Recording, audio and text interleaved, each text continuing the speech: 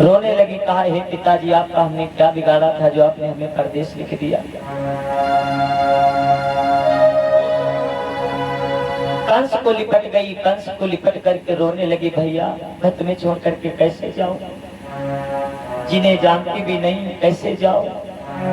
कंस कहने लगा मेरी बहन, अब ये तो हर एक की बात हो तो ना जाने दे, ये तो सांसारिक नियम है मेरी बहन, ये तो करना ही पड़ता है मेरी बहन, पर चिंता ना कर मेरी बहन, तू नहीं जानती मुझको, देवता भी मेरा सामना नहीं कर सकते, मेरी बहन जा, मेरे होते हुए कोई तकलीफ तुझे नहीं होगी।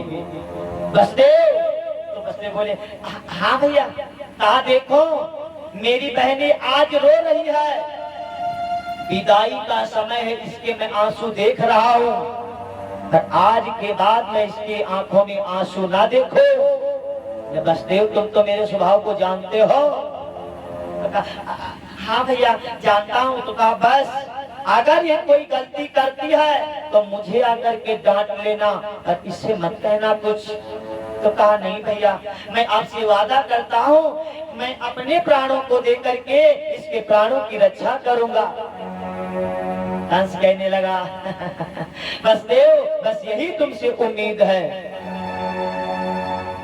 तब फिर देव की रोने लगी, भैया भैया, अरे पागल चल, अच्छा मैं तुझे स्वयं तेरे ससुराल छोड़ने चलता हूँ, चल तू भी क्या कहेगी, तो रो रही है, मेरा कलेजा फट रहा है, चल मेरी बहन मैं तुझे स्वयं ससुराल छोड़ने चलता हूँ। रथ हाँकने वाले चल नीचे आ, जरा मुझे चलाना है। अपने बहन बहनों को रथ में बिठा लिया, स्वयं लगाम अपने हाथ में पकड़ ली, लेकर के चल पड़ा। सारे नगर के लोग कहने लगे वाह देखो महाराज की कंस कितने अच्छे हैं, जब गुस्साए जाते तो कालू बन जाते हैं, और देखो अपनी बहन कर कतना नहीं कभी हाव कर रहे हैं, हाय भगवान कतना बुद्धि सही हुई है, ऐसे सुधर जाए तो बड़ा नहीं कहे, गांव वाले सब यूं कहे। और तब तक ये कंस नगर के बाहर पहुंचा था, नगर के बाहर ही पहुंचा था, तब तक प्यारे क्या हुआ, आकाशवाणी होती है, कंसराज सावधान। तो जैसे कहा कंसराज सावधान, तो उसने आकाश की तरफ देखा, तो बड़ी तेज से आवाज आई, कंसराज जो तू अपनी बहन के ऊपर इतना फूल रहा है, इसी की 8वीं संतान तेरा वध करेगी। तो जैसे कहा कि इसकी 8वीं संतान तेरा वध करेगी, कंस की बड़ी बड़ी आंखें निकली हैं, आकाश की तरफ देख करके कहा है आकाशवाणी देने वाले देवता तो बिल्कुल मूर्ख है, कंस को चुनौती दे करके विजय पाना असंभव है। तो क्या कह रहा है देवता, इसकी 8वीं संतान मेरा वध करेगी, जब यही नहीं रहेगी तो इसकी संतान कहां से होगी, ना रहेगा बांस ना बजेगी बांसुरी।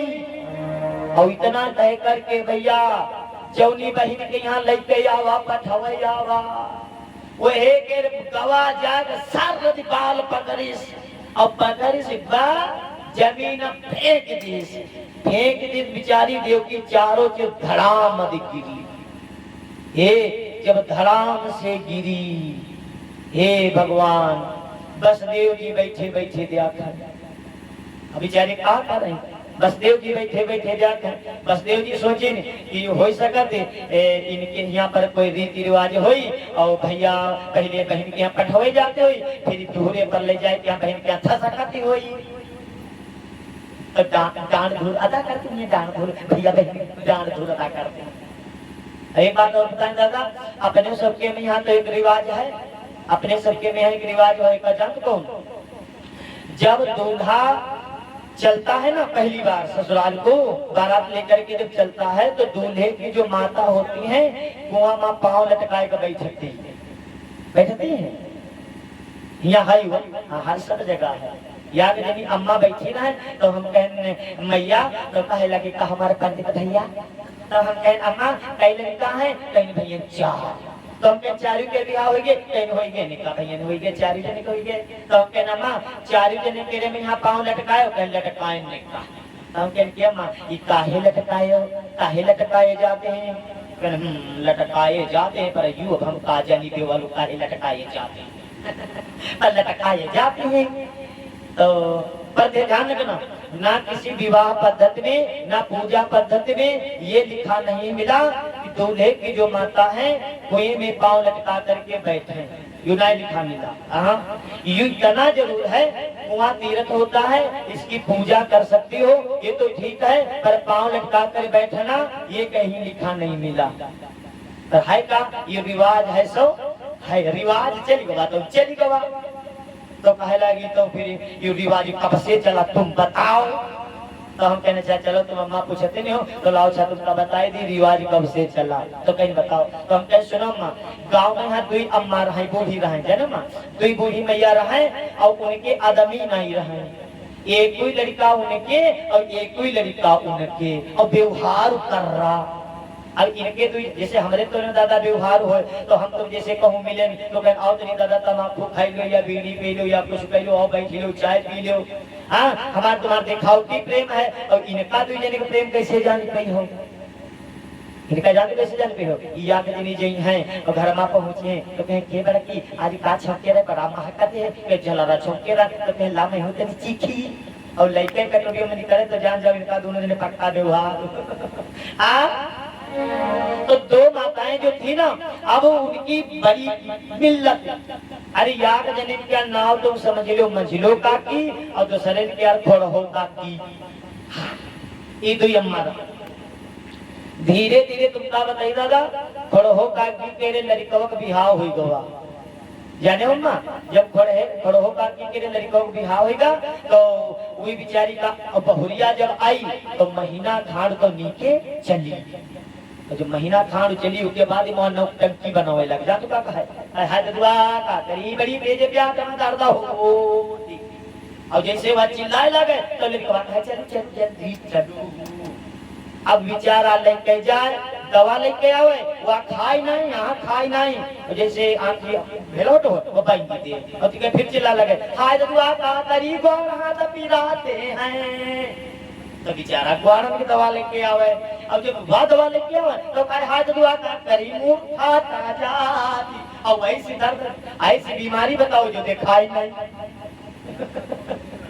हाँ भाई मूड पिरा लगा दुआ कहीं मूड फाटा जा तो फाटा जाते हो भैया लाओ और दवा जब बड़ा परेशान लड़का तो लड़का कहे लगा अच्छा एक बात बता तो यहाँ बता ये बता तो मूड ग्वार हाथ अच्छा कब बंद हुई है भाई बहुत लोग परेशान हो गए हैं तुमसे और ग्वार मूड कब बंद हुई है तो वह जान तो कब बोली कहे लगा सुनो सात बहुरी तुम्हारे संग घूमे रान तो उनकी के बताए बूढ़ा का तो भी नहीं खवाए पैसा अगर बूढ़े को तो खवाए हो तो हम यहाँ आई थी नहीं या तो हमका अलग करो या तो हमारे मायके भेजियो और जैसे कहीं मायके के यहाँ भेजियो तो लड़कवा सोचे अगर या चली गए और अम्मा ना दिन गुस्सम बनाए कहीं और 4 दिन की अम्मा पता लगा ये मरी गई तो होई तो यहाँ अब यहाँ खतक जी तो खिचड़ी नहीं डाली पाई थी यहाँ सब सोची और अपनी महतारी का अलग कह दी बहुत महतारी बाप देखो विधवा आश्रम में यहाँ है और बेचारे वृद्ध आश्रम में है कहीं कहीं है कहीं कहीं माताएं बेचारी बड़ी है। भैया अब बेचारी ये जो माता जी थी अलग हो गई अपने हाथ बनावे खाए तब तक खड़ो का मंजिलों का तिर जाए बेचारी सब रोए रोए बताओ आज जो हमारी बहुरिया ऐसी करी से हमारी बहुरिया ऐसी करी से हाय मंजिलों का की जब बहुरिया की गाथा सुनी नहीं तो उनका जीव निकल लगा पहले सोचनी अगर ऐसे हमारे घर में चुला चली आ जाए तो हम तो जिंदा मर जाएगा तुम बताओ कटती हो बहिनी बताओ मर जा मंजिलों का की सोचनी चाहे अब कुछ हो जाए जले बिहार हम अपन जले जिंदा रहेगा अपने लड़कों का बिहार होए नहीं मंजिलों का की सोच रही जले जिंदा रहेगा बिहार होए नहीं और जमीन रहा ज्यादा घर बढ़िया बना रहा है या दिन मेहमान की आय तो जैसे मेहमान आए तो अब का करे लगे, तो बूढ़ा जान का करे तुरंत पैसा लेने और छुआरा लेने अपने लड़कों के दिन हटा के भैया अरे चाय ले आ, नमकीन ले, बिस्कुट ले, जल्दी ले। लड़कों के दिन पठाए और अपना जान तो मेहमान से का बोली कहीं भैया आओ सबके घर में बैठो और तुम बिहाव करे आए हो, कहीं हाँ हम सुने रहा तो आए गए, तो कहीं चलो ठीक है भैया आओ घर में सबके बैठो आए। तो मेहमान तो सोचते हैं कि घर बार सब देख ली, मेहमानन का बैठा रही पति कह जान तो का लगी सुनो भैया तुम सब कोई अपन हो जी हो और हम बात कोई छुपैबा नहीं और बाद में हम का वराहन उनाते हो तुम दी बताए, तो कहीं का तो कहीं हमारे लड़कवा में है या कमी है, तो कहीं तुम्हारे लड़का में का कमी है, कहीं हमारे लड़का में कमी या है जब जब संग में यहाँ पड़ जाते हैं तो आधा खाड़ पी लेती है, तो भाई और कोई कमी तो नहीं, कहीं हाँ भैया ने और कोई कमी नहीं है, छोटे परी के बप्पा झापड़ मार देना है तो कान पर मार देना है तो इनका तरी ऊंचा सुनाती है, तो भाई और कोई कमी तो नहीं, कहीं हाँ भैया ने कोई कमी नहीं है, या दिन लकड़ी तो अरेगा रहा है भैया ने तो बिरहे पर से गिरी पर आ रहा है, तो जब जब पुरवैया हवा चलती है तो ढबका यूं लगती है, तो कहीं और कोई कमी तो नहीं, कहीं हाँ भैया तुम्हारी कसम नहीं और कोई कमी नहीं, चला जाते तो हाथ तो यहाँ तक खेल लेती है, तो कहीं और कोई कमी तो नहीं, कहीं हाँ भैया तुम्हारी कसम और कोई कमी नहीं और जब जब चला जाते तो चोरी कहीं लावती है। तो मेहमान सुने ने कहे लगा अच्छा जी की महतारी ने बताओ लगे, तो मेहमान का यकीन नहीं हुई, मेहमान का लगा अच्छा ठीक है अम्मा तुम नीक कहते हो बड़ा नीक करे अम्मा, अच्छा ठीक है बिटेवली के मौसिया वही आ रहा है आईबा फिर आईबा और तो बिहाव तक हुई अच्छा चलती है तुरंत खा सके निकरी के लड़कवा सुनी ले लड़कवा बेचारा जब आवा लगा अम्मा कहीं हाँ कहीं मेहमान कहाँ गए, कहीं भैया पड़ोसन के निकलने लगे चले गए कान भर दिन चले गए, लड़कवा सोचे यार हमारी कोई लड़ाई ना है कोई से ने वही मेहमान चले गए तो काहे चले गए, पड़ोसन से ने पूछे के दादा तुम तो ना कुछ कहते यार हमका का मतलब हो तुम्हारी अम्मा कुछ बताई चले गए, तो लड़का सोचे देखी अब बात का है, पहले एक दिन का बात मेहमान भैया फिर आएंगे, तो जैसे मेहमान आए तो यू का करे अम्मा तो कही भैया भैया चाय बिस्कुट नमकीन, चाय नमकीन बिस्कुट नहीं ले गवा, वो दूसरे के लड़के के देती छुआरा कहे लगे तू चाय नमकीन लेके आ और हम देखी बात का है, वो तुरंत उसने क्या किया तुरंत लेके गवा पीछे से ने जाक मांगी से जाए सीढ़ी लगाई और चढ़ गवा पिछुआरे से जगत पर बैठ भैया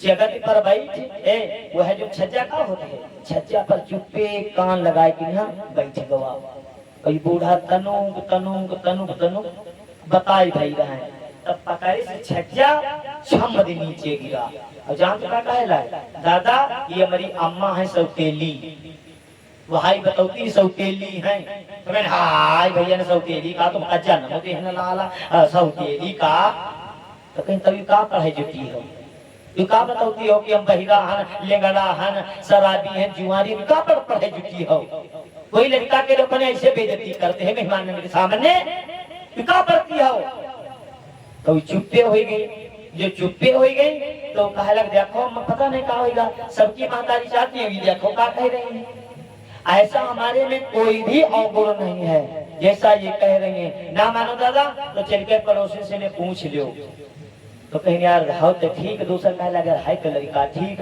पर पता नहीं हमका लगे ये काहे हमारी ऊपर पढ़ाई जुटी है, लड़का तो दिखाई अच्छा देता है, अच्छा बेटा तुम क्या चाहते हो, कहीं हम चाहते कि विवाह हो जाए, ये बूढ़ा जाड़े का महीना में नहाए नहीं बोलती सेकी पावे लगे पता नहीं कि खबर इनको नहीं भवानी बैठी है, तो बूढ़ा का लगे देखो भैया ने बिहाव ना हो तो तुम दिन बताए तुझे बैठा बिहाव ना हो गया, अब गवाह दिखता है लड़का नाय मानना भैया, सारे विवाह की तैयारी उसने की, वो दिन जब आ गया जब दूल्हा बन करके चला और जैसे चला तब बूढ़ा देखे नहीं अपने लड़का कहीं भैया मन हो ना बिहाव करे जय हाओ, कहीं भैया ए अम्मा जय, तो कहीं तुम जाओ भैया जाओ लौट तुम कही हो नहीं हमका जाओ, अवता कही कह भागी द्वारे कहीं बूढ़ा, भागी द्वारे पर रहे कुआं, कुआं पर जाए और डेरौला गई, डेरौला गए तो सोची नहीं कैसे कुआं में कूदी,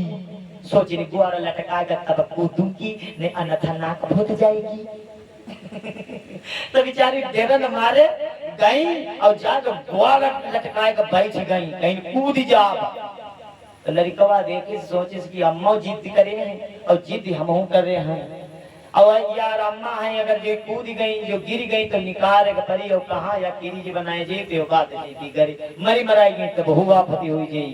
तो सर गवा और अम्मा के यहाँ पीछे से ने पकड़ ली, कहे लगा अम्मा उठाओ, तन को उठाओ, हम चले नहीं चाहे तुम मर जाए चाहे भूल जाए, पर अम्मा याद बात तुम बताए दो, कुआं पर खड़ी हो, याद बात तुम बताए दो कि सबकी माँ काली चाहती है कि बिहार हो जाए, तुम काहे नहीं चाहती हो।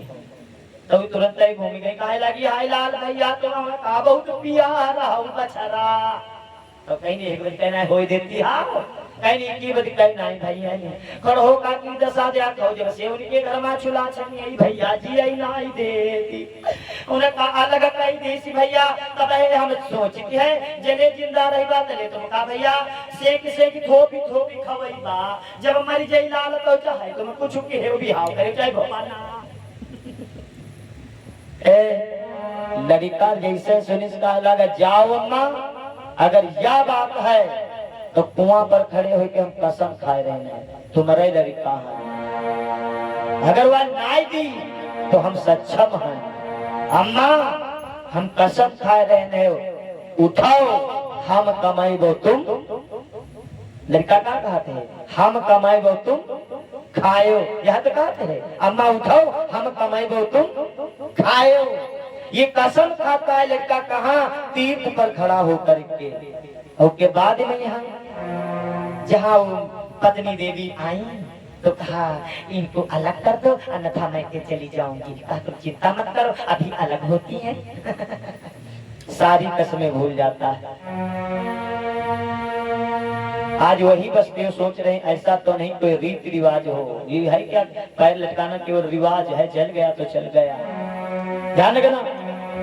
बसदेव जी ने सोचा कि कोई रीति रिवाज होगा और तब तक एक भैया आवाज आई देवकी को बचाओ नहीं महाप्रलय हो जाएगा, तो कूद पड़ा रथ के तभी उस अबला का नाथ,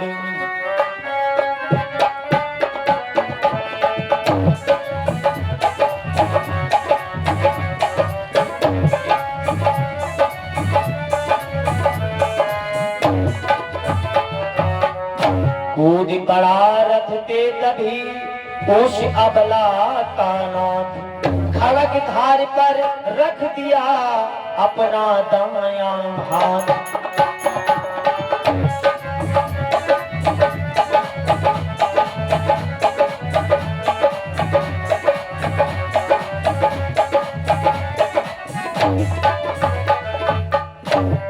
प्यारे क्या हुआ बसदेव जी कूद पड़े, जा करके कंस की तलवार को पकड़ लिया, कंस मारने देवकी को चला तो बसदेव जी ने पकड़ लिया तलवार, बोले भैया ये तुम क्या कर रहे हो, अरे आप भाई हो और भाई होकर के वीर होकर के एक अबला के ऊपर तुम हाथ उठा रहे हो, संसार में जब जाओगे वीरों की सभा में बैठोगे तो वीर क्या कहेंगे कि एक अपनी बहन को तुमने मार डाला, अरे कहाँ की ये वीरताई है, ये नहीं हो सकता।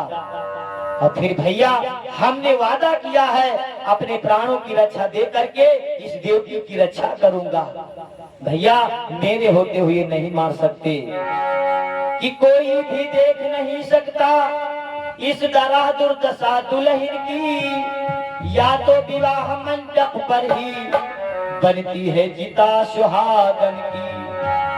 हाँ महाराज कोई भी ऐसा नहीं है जो अपनी पत्नी को मरता हुआ देख सके, जैसे कहा अपनी पत्नी को मरता हुआ देख सके तो कंस ने कहा क्या कहा तुम्हारी पत्नी, अरे ये मेरी बहन है, तो कहा भैया क्षमा करना बहन थी अब मेरी पत्नी भी है, हमने अग्नि को साक्षी मान करके इसके साथ फेरे लिए हैं, इसलिए मेरा भी अब इसके ऊपर अधिकार है, मैं नहीं देख सकता, अगर आप मारोगे तो ये मैं नहीं देख सकता। तो कंस ने कहा सुन, नहीं देख सकता अगर तो ले आंखें फोड़। इतना कहकर कंस ने खड़ग भर दी मोड़। कहा तू नहीं देख सकता तो अपनी आंखें खोल ले, अन्यथा आप तूने मेरी तलवार को रोक करके बस दे, तूने अपनी मौत को चुनौती दी है। अब देवकी को बाद में मारूंगा, अब मैं पहले तुझे मारूंगा। नारियां सती होती नर पे, तो नारी पे सत्ता हो जा। आज तक नारियां अपने पति पर सती होती थी और तुमका नारी पर सत्ता बनी बाब है। बजाए ना नीके तो तुमका सत्ता बनी बाब है। ये और इतना कह करके उसने क्या किया, उठ करके कहा कर दू काम तमाम। देव ही उठकर देव की चरणों गिरी धड़ाम। हुए देवकी का छेड़िस कंस निकाल वसुदेव जी की तरफ झपटा, और जैसे झपटा तो देवकी सोचे कि आप मार दी भैया, मार दी कसाई है भाई हमारा, मार दी तो सर देने वो भागी और जाए के यहाँ पैर में यहाँ लिपट गई, रोने लगी। सोचा कि पैर में लिपट जाऊंगी तो इनकी ताकत कम हो जाएगी, यूं बच गई है और प्रार्थना भी कर लूंगी। हे पकड़ लिया पैर और रोने लगी, कहने लगी भैया अगर तुझे मारना है तो मुझे मार दे, पर इनको मत मार। कि बिंदिया सिंदूर की मेरी तुम मिटाओ ना, लूट के सुहाग मेरा विधवा बनाओ ना। बिंदिया सिंदूर की मेरी तुम मिटाओ ना, लूट के सुहाग मेरा विधवा बनाओ ना। बिंदिया सिंदूर की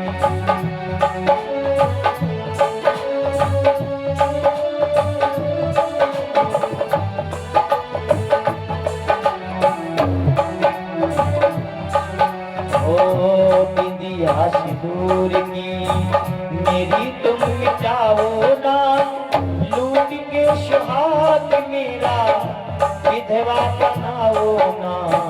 बिंदिया सिंदूर की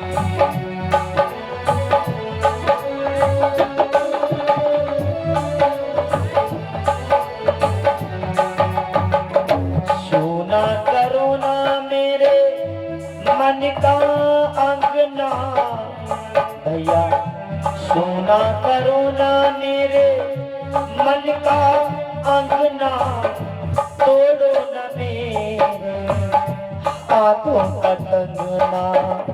सोना करो ना मेरे मन का अंगना, तोड़ो न मेरे हाथों का कंगना। भैया बहन को अपनी, भैया बहन को अपनी इतना रुलाओ ना, लूट के सुहाग मेरा विधवा बनाओ ना। बिंदिया सिंदूर की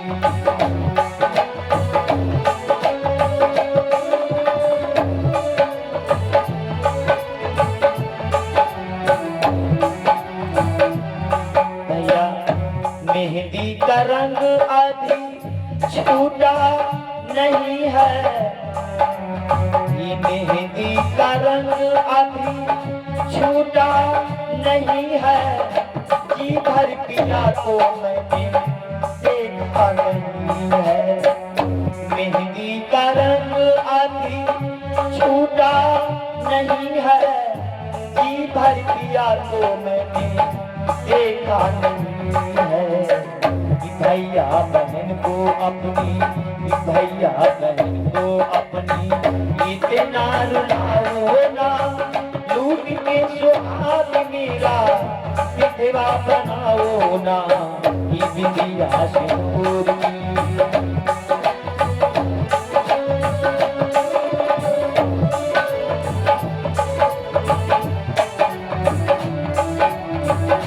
भैया अगर तुमने इनको मार दिया तो ये मत समझना बीरन, मैं तुम्हारे साथ जाऊंगी, मुझे ससुराल जाना होगा भैया। अब अगर ससुराल जाएगी तेरी बहन तो लोग नारियां तेरे भाई बहन के ऊपर अंगुली उठाएगी, रोज मुझे ताने से मारेगी। इससे अच्छा है मेरे भाई तो मुझे मार दे, रोज के तानों से तो मैं बच जाऊंगी।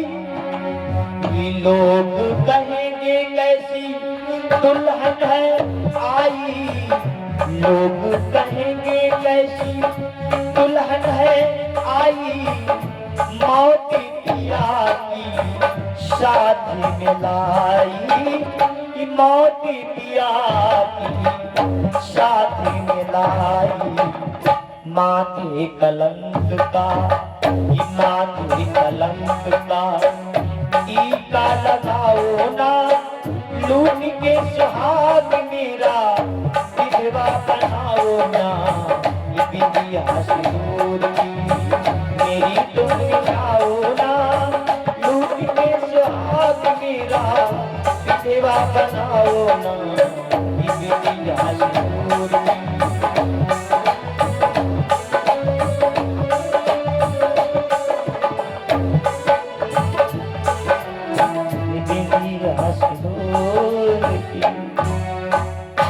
मेरे भाई, मैं तेरे हाथ जोड़ती हूँ, आप इनको मत मारिए। मेरे भैया कि बोली इनका संहार न कर, दासी का शीश काट पहले। यदि खड़ग बहुत तू भूखी है तो मेरा खून चाट पहले। भैया अगर ये तुम्हारी तलवार खून की प्यासी है तो तुम मुझे मार दो, पर इन्हें मत मारो भैया, इन्हें मत मारो। बसदेव जी ने सोचा कि अब इसे दिमाग से काम लिया जाए। बसदेव जी कहने लगे भैया मार देना, पर क्या मेरी बात सुनोगे? बात सुना तो कहा भैया इस देवकी से डर है क्या इसके बच्चों से? कहा बच्चों से? तो कहा भैया तो इसका तो कोई अपराध नहीं है। बसदेव तू कहना क्या चाहता है? तो कहा भैया मैं ये कहना चाहता हूँ कि आप इसको छोड़ दीजिए और इसके द्वारा जो भी संतानें होंगी वो तुम्हें दे दूंगा। देवताओं ने कहा 8 होंगी ना, तुम अगर भैया अगर पहली चाहोगे तो पहली दे दूंगा, दूसरी चाहोगे तो दूसरी, या जो भी तुम चाहोगे। 8वीं चाहोगे तो 8वीं दे दूंगा, पर भैया अगर 8वीं चाहोगे तो मैं 8वीं दे दूंगा तुम्हें। चाहे उनको मार देना चाहे छोड़ देना, पर भैया देवकी को ना मारो। जैसे कहा देवकी को ना मारो, तब कंस जानते हो क्या बोला? अच्छा बस तो बड़ा भोला बन रहा है, तुम दोनों को छोड़ दूं और तुम दोनों लोग जाओ, और जब तुम्हारे बेटा होगा तो तुम लेकर के आओगे, तब मैं उसे मारूंगा। अरे पशु पंछी भी प्रेम करते हैं अपने बच्चों से, तुम पागल समझ रहे हो मुझे? तो देवकी बोली भैया छोड़ दीजिए, ये जो कहते हैं ठीक कहते हैं, मैं अपने बच्चों को दे दूंगी। तो कहा ओ तू भी राग में राग इसके मिला रही है? पर सुन, तुझको ऐसे छोड़ने वाला नहीं हूं कि जिन हाथों में कंगना बांधा, हद करिया वहां लगेगी अब। जो पांव रंगे थे मेहंदी से बेड़ियां वहां जकड़ेंगी अब।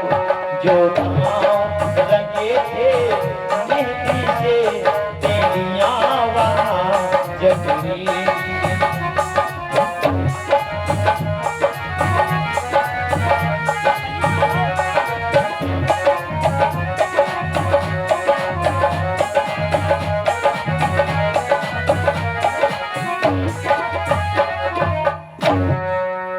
भैया सुन, मेरी बहन जो इस समय तेरे हाथों में यानी कंगना सुहायमान है, तेरे हाथों में कंगना सुहायमान है ना, हथकड़ी लगेगी। जो तेरे पाँव में मेहंदी सुहायमान है, पीढ़ियां वहां पर जकड़ेंगी। तुझको मेरी हिरासत में रहना होगा। मैं तुम दोनों को छोड़ूंगा जब 8 बच्चे पा करके मार दूंगा, अन्यथा तुम दोनों को छोड़ूंगा अब नहीं। तुम दोनों को मेरी हिरासत में रहना होगा। है चले वहां पर और आगे कहा इन दोनों को उठाओ मथुरा को लेकर के चलो, अब ये नहीं जाएंगे अपने घर। और पहले वसुदेव जी वो जैसे वसुदेव सुना उन्होंने उग्रसेन महाराज ने, तो कहा देखो बेटा ये तुम्हारे बहन बहनोई हैं और ऐसा मत करिए, इनको जेल में मत डालिए बेटा, ये मेहमान हैं, अब इनका क्या कसूर है, इनके बच्चों का कसूर है बेटा। अब देखो मैं मानता हूँ देवताओं ने आकाशवाणी की इसकी जो संतान होगी वो तुम्हें मारेगी, पर इनका तो कुछ नहीं, कोई अपराध नहीं है बेटा, चलो इनको मथुरा में सुरक्षित कर दो। तो कहा ठीक है मैं मथुरा में सुरक्षित कर देता हूँ। कंस ने क्या किया, एक अलग महल बनवा दिया और उसी महल में देवकी वसुदेव को सुरक्षित कर दिया। धीरे धीरे समय बीता, पहला पुत्र हुआ, पहला बेटा। और जब पहला बेटा हुआ तो वसुदेव जी ने सुना, तो वसुदेव जी गए देवकी से, बोले देवकी कहा महाराज जी, कहा हमने सुना बेटा का जन्म हुआ, कहा महाराज जी। तो कहा लाओ, तो कहा क्यों, तो कहा देवकी याद करो वो दिन तुमने अपने भाई से वादा किया था जो भी मेरी संतान होगी सब मैं उसे समर्पित कर दूंगा। देवकी बोली भैया महाराज जी तुम नहीं जानते हो, भैया मेरा बड़ा कसाई है, वो मार डालेगा। कहा बस हे देवी अब मार दे या छोड़ दे, मैं जीत भी तो नहीं सकता, जानते हो देवता भी तुम्हारे भाई से नहीं, देवता भी डरते हैं। देवकी और फिर कि देवकी देवकी आरि लोग बचनों से नहीं बदलते हैं, देवकी देवकी आरि लोग बचनों से नहीं बदलते हैं।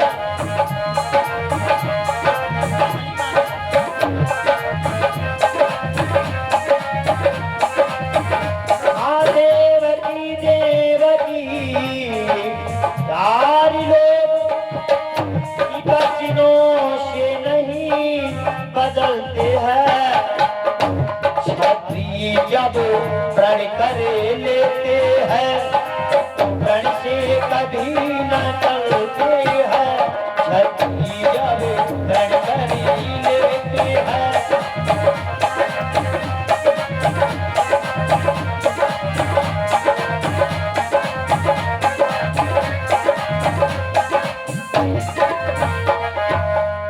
देवकी हम आर्य लोग हैं, मेरे प्राण जा सकते हैं पर बच्चे नहीं जा सकते, देवकी इसलिए इस बेटे को हमें दे दो।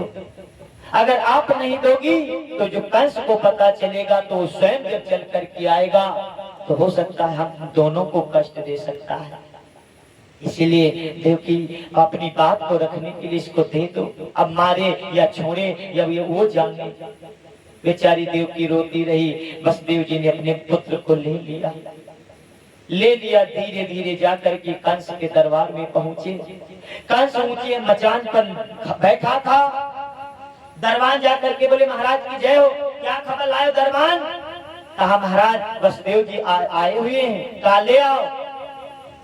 वसुदेव जी अंदर पहुंचे, जैसे पहुंचे कहा वसुदेव हाँ महाराज जी, कहा बेटा लाए हो? कहा महाराज जी लाओ। वसुदेव जी ने तुरंत उसको दे दिया। कंस ने पकड़ लिया उसकी टांगे पकड़ी और ऐसे किया और बच्चा रोने लगा।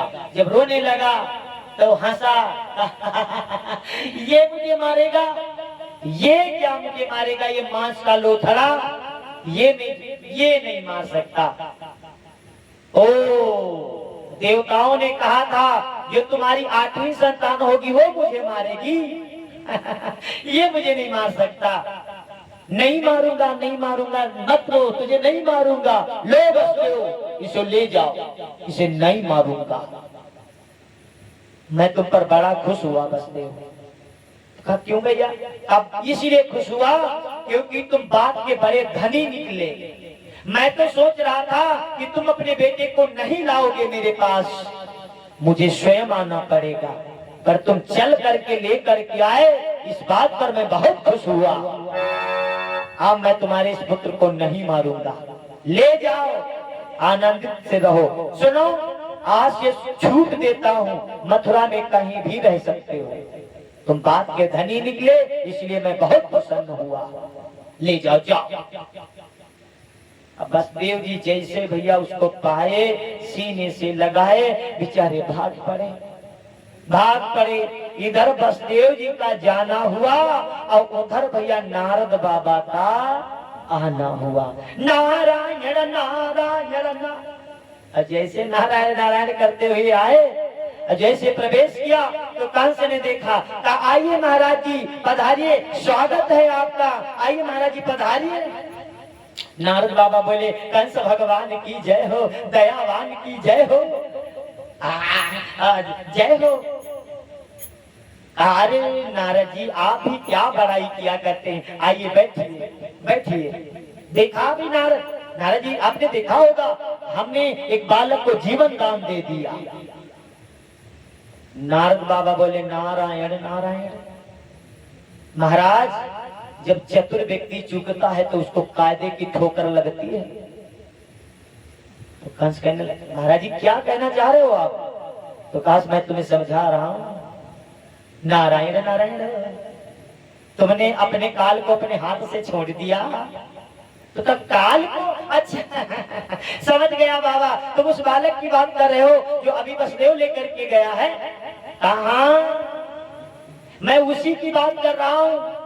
तो कहा अरे देवताओं ने कहा था जो वसुदेव का 8वां बेटा हो वो मुझे मारेगा। तो कहा महाराज जी आप ये बताओ मेरी बात मानोगे या देवताओं की, किसकी बात मानोगे? तो कहा महाराज मैं तुम्हारी बात मानूंगा, देवता तो चाहते हैं कि मैं अभी मर जाऊं, देवता चाहते हैं मैं अभी मर जाऊं। तो कहा फिर महाराज जी तो साफ है, सुनो देवता तुम्हें भ्रमित कर रहे हैं, देवता तुम्हें भ्रमित कर रहे हैं, 1 और 8 का चक्र डाल करके तुम भी भ्रमित कर रहे हैं। और 1 और 8 के चक्कर में जो पड़ गए पता लगे। अच्छा ये बताओ काल आज तक बता के आया क्या दादा? काल आज तक का कोई बताया कि फलाने दिन तुमका मारे यही बा? तो कहीं नहीं, तो कहीं तुमका बता आई। ये 1 और 8 का चक्र देवताओं का है, और अगर तुमने धोखे से भी एक बालक छोड़ दिया तो कहा तुम मर जाओगे। कहा कैसे? तो नारद बाबा ने खट देख फूल निकाला, 8 पंखुड़ियों का फूल था, जिसमें पंखुड़ियां एक जैसी होती हैं। फूलों की देखा होगा पंखुड़ियां जो होती है ना बिल्कुल एक जैसी होती हैं, उसमें अलग अलग तक नहीं। 8 पंखुड़ियों वाला फूल दिखाया, कहा देखो इसमें गिनो कई पंखुड़ियां? तो बोला 1 2 3 4 5 6 7 8। तो कहा अब इसमें बताओ ये घुमाओ। तो घुमाने लगा। तो कहा अब बताओ इसमें कौन सी तुमको पहली दिखाई देती है, कौन सी तुम्हें 8वीं दिखाई देती है? कंस कहा लग जहां से ने गिनो तहां से ने पहली, जहां खत्म कर दो तहां पर 8वीं, और ई पास से ने गिनो तो यहाँ पहली, इधर से गिनो तो यहाँ पहली, ई का 8वीं करो तो यहाँ 8वीं। तो कहा बस ऐसे ही बच्चों का क्रम हो सकता है।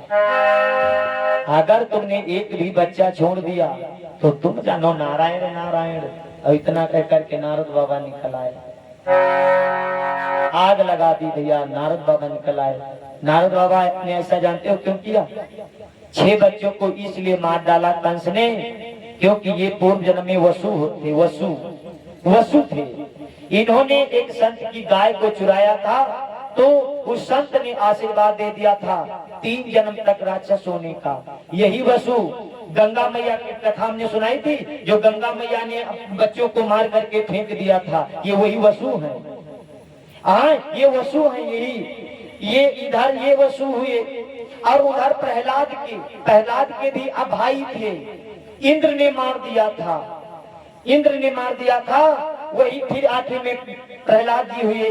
और आज वही नारद बाबा इन वसुओं का उद्धार कराने के लिए अंत इनका श्राप ये था कि तुम राक्षस के हाथों जब मारे जाओगे तब तुम्हारी मुक्ति हो जाएगी।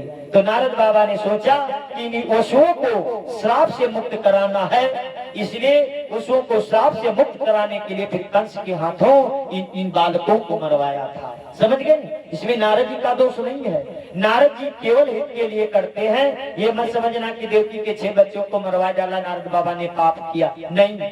वसुओं को श्राप से मुक्त करवाने के लिए ऐसा उन्होंने किया था। और जैसे इधर कंस ने सुना, कंस भैया बौखला गया, जाकर के जेल में पहुंचा, कहने लगा बहन इस बालक को मेरे हवाले कर। और जैसे भैया उस बालक को देवकी देने वाली नहीं थी, गया छीन लिया और छीन करके तरा था पत्थर, पटक दिया तो बिल्कुल लड़का आलू तक फट देने फूट गया।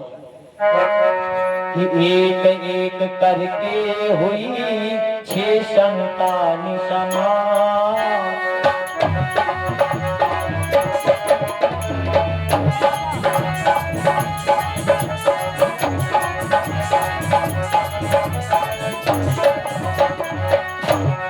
एक एक करके हुई 6 संतान समाप्त।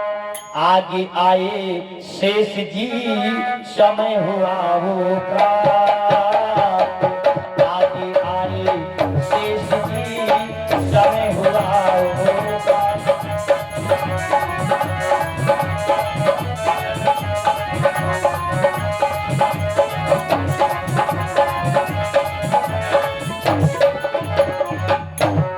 एक एक करके हुई 6 संतान समाप्त। 6 बच्चों को कंस ने मार डाला।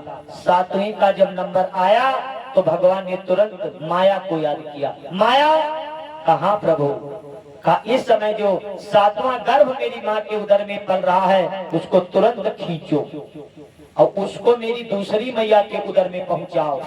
जो मेरी दूसरी माता नंद बाबा के पास में रह रही हैं, जिनका नाम रोहिणी है, रोहिणी के उदर में पहुंचाओ।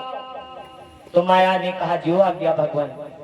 माया गई, देवकी मैया के उदर से उस गर्भ को खींच लिया और खींच करके माता रोहिणी जी के उदर में पहुंचा दिया। और इधर कंस को खबर दिलवा दी गई कि 7वां गर्भ पात हो गया, नष्ट हो गया। अरे जब नष्ट नाम सुना तो कंस बौखलाए गया। सोचा हमें लगता है कुछ ना कुछ तो है, ये नष्ट कैसे हो गया। अब तो 8वीं की बारी है। नहीं नहीं नहीं, अब मैं अपनी सुरक्षा में 6 बच्चों को तो मार डाला, अब 8वीं की बारी है, 7वां मेरे भय से नष्ट हो गया। पर अब मैं अपनी देख रेख में रखूंगा, किसी के ऊपर विश्वास नहीं करूंगा। कंस ने क्या किया, अपने बहन बहनों को उठाया और उठा करके भैया जेल में बंद कर दिया।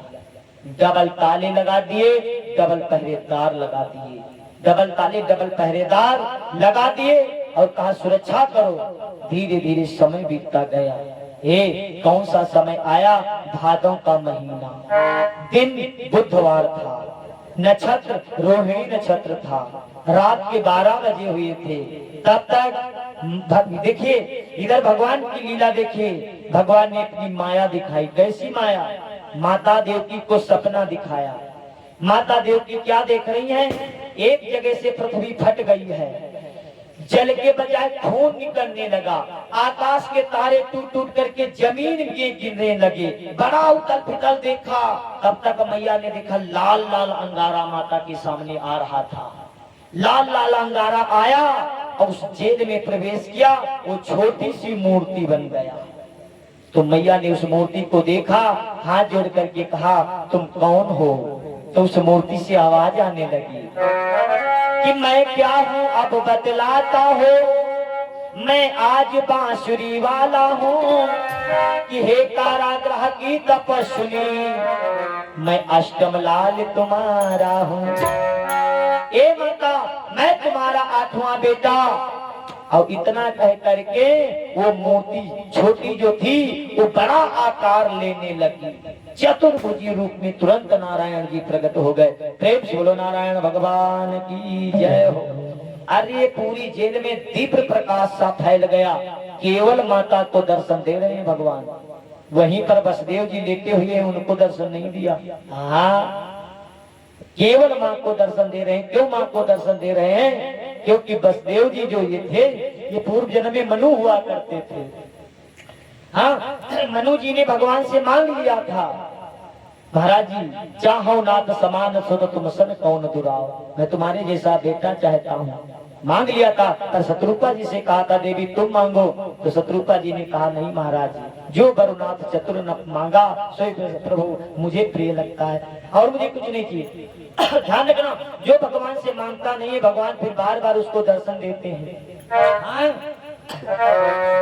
नहीं कहा। अब जब चतुर्भुजी रूप में भगवान दर्शन दे रहे हैं तो संत गाते हैं कि भादों की रात काली झुकी रे अंधेरिया, भादों की रात काली झुकी रे अंधेरिया, भाइयों अजब कमाल जायो देव की लाल देखो जेलने में, भादों की रात काली झुकी रे अंधेरिया।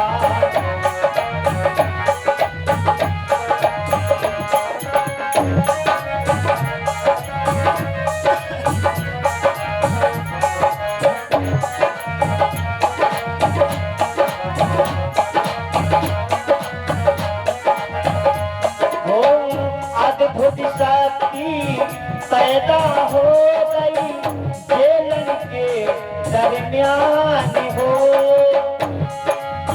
अद्भुत शक्ति पैदा हो गई जेलन के दरमियान हो, चार भुजा और रूप अनोखो ज्योति चंद्र समान हो, हाथी चक्र और सदा विराजे, हाथी चक्र और सदा विराजे, नैना कमल समान हो, गले बैजंती माला कानन में मुंदरिया, गले बैजंती माला कानन में मुंदरिया, भाइयों अजब कमाल जायो देव की लाल देखो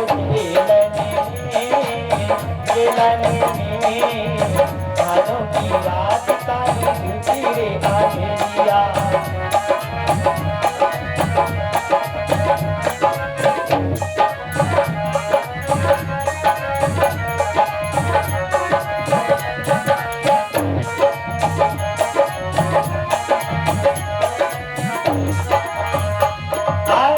जैसे भगवान को देव की मैया देखती है, आज बड़ा प्रसन्न हो गई।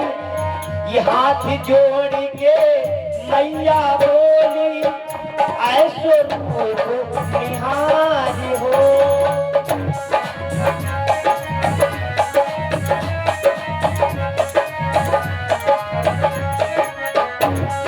वो हाथ जोड़ के मैया बोली ऐसो रूप निहारी हो, रूप छिपाओ करो लीला, रूप छिपाओ करो शिश लीला, ऐसे बचन उचारी हो, बालक बनी फिर रोए है कन्हैया, बालक बनी फिर रोए है कन्हैया, भाइयों अजब कमाल जायो देव की लाल देखो जेलने